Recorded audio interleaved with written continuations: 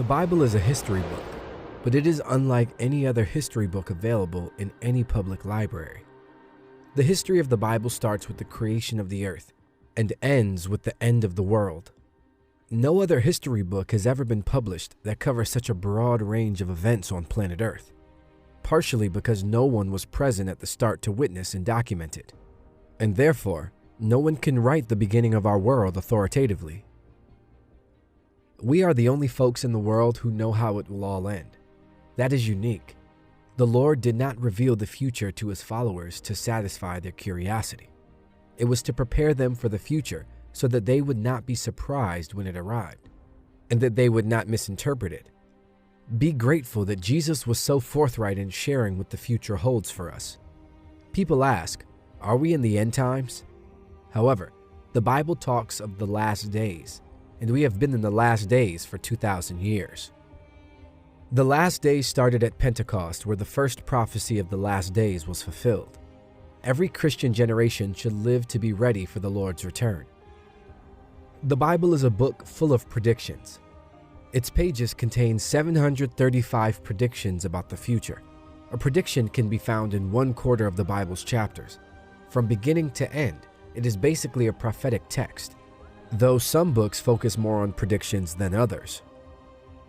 596 of the 735 predictions have indeed occurred and have literally come true according to the scripture prediction. So, 81% of all Bible prophecies have already come true, and some of those prophecies were made centuries before the case. It doesn't take much confidence to believe that the remaining 19% will happen as well. That's a very high score. The Bible has proved 100% right for every prediction that could have been fulfilled by now. Of the rest, most of them are concerned with the actual return of Jesus and what follows after that. How many of these predictions remain to come true before Jesus returns? The answer is about 20, and we are watching to see those happen first before we look for the Lord's return. Jesus told us to watch and pray. What do we watch? We cannot stand still and watch the clouds to wait for him to appear. That is not what he meant. He meant, keep an eye on what's going on in the world and see what signs I gave you to help you prepare. Signals are the signs. So let's look at Matthew chapter 24, where the disciples asked him, what will be the signs or signals of your return? What would we do if we don't know when it's going to happen? To their inquiry, Jesus gave a direct and unambiguous answer. We can thank God that he responded in such a straightforward manner. In the book of Revelation, he gives a much more detailed and comprehensive response, but here, he gives a rundown of the signs that will precede his arrival. The disciples approached Jesus secretly as he was seated on the Mount of Olives. Matthew 24, 3-36. Later, Jesus sat on the Mount of Olives. His disciples came to him privately and said, tell us, when will this all happen? What sign will signal your return and the end of the world? Jesus told them, don't let anyone mislead you, for many will come in my name, claiming I am the Messiah. They will deceive many, and you will hear of wars and threats of wars, but don't panic. Yes, these things must take place, but the end won't follow immediately. Nation will go to war against nation, and kingdom against kingdom. There will be famines and earthquakes in many parts of the world. But all this is only the first of the birth pains, with more to come. Then you will be arrested, persecuted, and killed. You will be hated all over the world because you are my followers. And many will turn away from me and betray and hate each other. And many false prophets will appear and deceive many people. Sin will be rampant everywhere, and the love of many will grow cold. But the one who endures to the end will be saved. And the good news of the kingdom will be preached throughout the whole world, so that all nations will hear it, and then the end will come. The day is coming when you will see what Daniel the prophet spoke about, the sacrilegious object that causes desecration standing in the holy place. Reader, pay attention. Then those in Judea must flee to the hills. A person out on the deck of a roof must not go down into the house to pack. A person out in the field must not return even to get a coat. How terrible it will be for pregnant women and for nursing mothers in those days. And pray that your flight will not be in the winter or on the Sabbath. For there will be greater anguish than at any time since the world began, and it will never be so great again. In fact, unless that time of calamity is shortened, not a single person will survive. But it will be shortened for the sake of God's chosen ones. Then if anyone tells you, "Look, here is the Messiah," or "There he is," don't believe it. For false messiahs and false prophets will rise up and perform great signs and wonders, so as to deceive, if possible, even God's chosen ones. See, I have warned you about this ahead of time. So if someone tells you, "Look, the Messiah is out in the desert," don't bother to go and look. Or, "Look, he is hiding here," don't believe it. For as the lightning flashes in the east and shines to the west, so it will be when the Son of Man comes.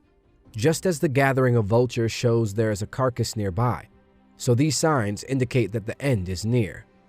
Immediately after the anguish of those days, the sun will be darkened, the moon will give no light, the stars will fall from the sky, and the powers in the heavens will be shaken. And then at last, the sign that the Son of Man is coming will appear in the heavens, and there will be a deep mourning among all the peoples of the earth, and they will see the Son of Man coming on the clouds of heaven with power and great glory. And he will send out his angels with the mighty blast of a trumpet, and they will gather his chosen ones from all over the world, from the farthest ends of the earth and heaven. Now learn a lesson from the fig tree. When its branches bud and its leaves begin to sprout, you know that summer is near. In the same way, when you see all these things, you can know his return is very near, right at the door. I tell you the truth, this generation will not pass from the scene until all these things take place. Heaven and earth will disappear, but my words will never disappear. However, no one knows the day or hour when these things will happen, not even the angels in heaven or the Son himself. Only the Father knows. Now, in that passage, he gave 4 distinct signs of his coming. So, what exactly are these 4 signs he gave us? The first is clearly disasters in the world, and he mentions, for example, wars, famines, and earthquakes. These are certainly happening, but they have been happening for over 2,000 years. They are getting more intense. So we certainly are in this first sign. There are already wars, rumors of wars, earthquakes, and famine. Jesus says, don't be deceived. He says that again and again, all the way through. As we get nearer to the end, the danger is deception, both inside and outside the church. In this case, he says, from false Christs, false messiahs, people who will take advantage of the turmoil of natural disasters to present themselves as saviors. There are well-known examples of people who pretend to be saviors and lead people into desert locations, only to end in tragedy. However, there are many false Christs, false saviors who claim to be the promised deliverer from all our troubles. The more problems there are, the more false deliverers there would be. But, as Jesus advises us, don't be alarmed. Don't be worried when you learn of a new war, a new tragedy, or a new famine breaking out. He said something astonishing. These are painful events, but they are not pangs of death. They are birth pains. So when you read of disasters in the media, these are the pains that mean something new is about to be born. This should completely change our attitude. We know what the world is coming to. We should not be alarmed or dismayed, not as worried as the world will be about these things. Disasters in the world are the pain of birth in a new world that is to be born. Therefore, we are very different. We have sympathy for those who are suffering disasters, and hopefully we express it in help. But in our hearts, we are not alarmed. We are hopeful. We are looking for a new birth of a new world, and therefore we are not dismayed or depressed by all the problems in the world. In short, Jesus' advice to us would be not to panic, not to be disturbed, but even to rejoice and say, these are all signs of something new happening. The second sign of his coming is not in the world but in the church. Disasters in the world are the first sign. The church, not the world, is the second sign of his coming. The first warning is disasters around the world. The second is changes in the church. Just as he divided the first sign into 3 parts, wars, earthquakes, and famines, He divides the second sign into 3 parts, all of which occur within the church. The first is persecution, that we will be hated in every nation. The second aspect of this sign would be a significant reduction in the church's size. Most people's love will grow cold. When the whole church is under strain, many nominal Christians, if not all true Christians, would leave. Under the burdens of universal persecution, their love would grow cold. That's a very depressing sign. The big surprise in the third part of the sign is that the gospel will be preached to every racial group. The third part of the sign is that the gospel will be proclaimed. A smaller, purified church would have a greater impact on the planet. That is exactly what Jesus is implying. False prophets can be a source of deceit in all of this. We are aware of the teachings of false prophets. When there is no peace, they teach peace. Rather than being a source of challenge, their message is one of comfort. It's all right, it won't happen, they'll say. Now, Jesus' advice is to keep going. Don't give in to these false prophets. Whoever perseveres to the end will be saved. When that sign occurs, when all aspects of the church are despised by the world, that is Jesus' advice to all Christians. Why should that be the case? The answer is that wheat and tares grow together, and the closer they get to full maturity, the more tension there will be between them. So it's only natural that Christians will be under a lot of pressure in the end. Christians are social misfits, so there would be hatred. The world does not belong to us. Our citizenship is in the heavenly realms. We are unique, and it is because of our uniqueness that hate can arise. Since Jesus was so different from everyone else, he drew hate against himself.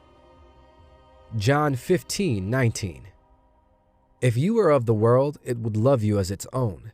Instead, the world hates you because you are not of the world, but I have chosen you out of the world. It's not fun to be despised. That takes us to the third sign of the end times, which is Jerusalem's distress. Geographically, it will be very limited. In this passage, Jesus quotes Daniel's prophecies, and there is a character in Daniel's prophecies who is referred to as the abomination of desolation. Daniel mentions it 3 times. What does it all mean? What's the big deal? It's about a human being, a man who establishes himself in the very city of God, calls himself God, and refuses to accept anyone else's will above his own. A tyrant whose arrival will have global ramifications, but who will be centered in Jerusalem, the city of God, the holy place. Then Jesus says that the 4th sign of his coming will come immediately after that. So we shall know when he is coming. We shall be ready. When that sign comes, there will be no danger of false prophets or false messiahs. There will be no deception. It will be too quick. What will happen is that all natural light will be switched off. The sun will go dark. The stars will fall. There are many predictions of this all the way through the Bible. Isaiah says, "The heavens will be rolled up like a carpet. All the stars of heaven will be dissolved. The skies will be rolled up like a scroll, and all their stars will fall like withered leaves from the vine, like foliage from the fig tree." The natural light will be gone, leaving only artificial light to illuminate the earth. What is happening? What is going on? People may ask. This is it, Christians will exclaim. The sun, stars, and moon stop shining right before that happens. God turns off the lights of heaven to prepare for the blaze of light from the lightning that will mark his return. Then he comes on the clouds back to the planet Earth, and we meet him. We are not meeting in an earthly stadium because there isn't one large enough to accommodate such a large crowd. We'll reach him in the air, and that'll suffice. Isn't that a fantastic prospect? When you see all these things, you know he is at the gates, just about to walk through, he says. Then Jesus gives a very simple statement about a fig tree, and this is where many Christians have gone astray. He says, "Now learn this lesson from the fig tree. As soon as its twigs get tender and its leaves come out, you know that summer is near." Jesus is telling us that when you notice all these events happen, you know that we are there. Now that analogy of the fig tree is not an allegory. It is a straightforward analogy from everyday experiences, such as Jesus often presented in his teaching. You see the fig tree doing this. You say the summer is coming, and it will come. In the same style, when you notice these 4 signs, you know that summer is coming. Sadly, people have read it as an allegory. In closing, our question for the day: what's a worship song that has helped you feel closer to God?